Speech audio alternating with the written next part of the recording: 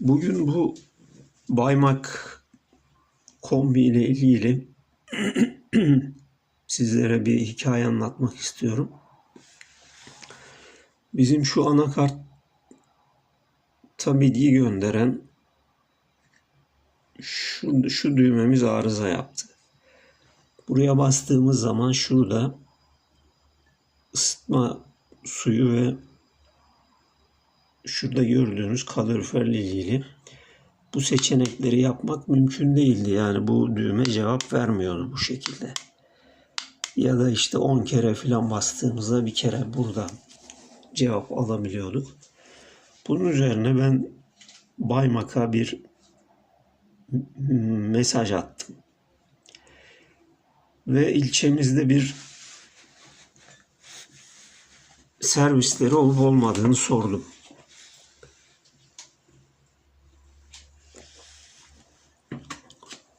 Bizi doğrudan bu ilçede Baymak'ın servis olmaması nedeniyle bizi doğrudan Kızılcamam servisi aradı. Ve şöyle bir ilginç konuşma oldu aramızda. Kızılcamam servisi dedi ki, siz dedi kayıt açtırmışsınız, 4200 lira hazırlayın, biz geliyoruz. Ben de dedim ki ben servis olarak sizi davet etmedim. Kayıtta açtırmadım. Vallahi biz anlamayız, biz geliyoruz. Yani böyle bir kaba bir görüşme oldu ve neticede tabii ben kabul etmedim. Şimdi buradaki arızadan bahsetmek istiyorum. Yani Baymak servisi nasıl çalışıyor onu da tahmini size anlatmaya çalışayım. Yani neden 4200 lira istiyor? Şimdi burada bir kartımız var. Bu dijital ekranın bir kartı var. Bu gördüğünüz şu iki kablo ile burada gördüğünüz anakartla iletişim sağlıyor. Bunun altında bulunan, içerisinde bulunan anakartla.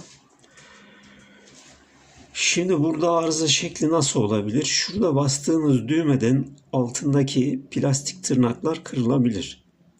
Ki bu 25 senelik filan bir cihaz olması nedeniyle bu plastik zamanla deforme oluyor. Yani yapısal bir bozukluğa uğruyor. Ve bu plastiğin kırılması, aşınması da gayet doğal.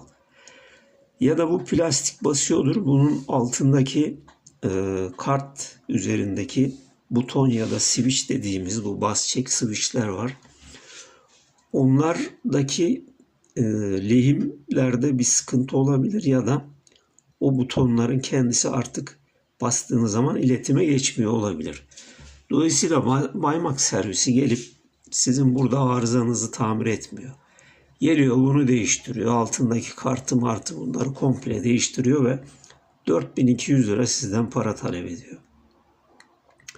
Yani belki de doğaldır bu çalışma şekli. Ben ona bir şey demiyorum.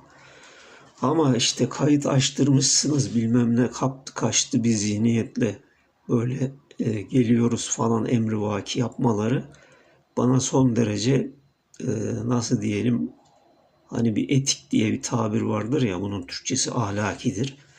Anti etik geldi. Neticede biz bu arızayı giderdik.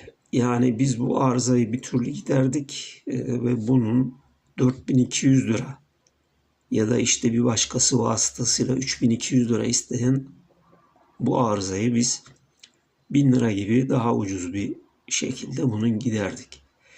Şimdi gördüğünüz gibi gayet güzel tek basışta bu da alıyor. Sonuç olarak bunu yapacağınız zaman yani bu arızayı böyle bir arızayla karşılaştığınız zaman yapacağınız iş buradaki şu plastikleri söküp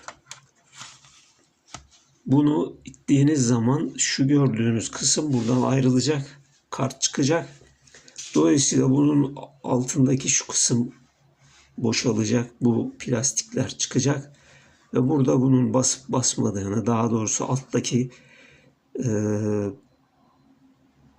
on-off butonuna, düğmesine siz orada basarak kontrolü yapıp Eğer oradaki on-off buton çalışıyorsa sorun bu plastiklerde bir sıkıntı var demektir.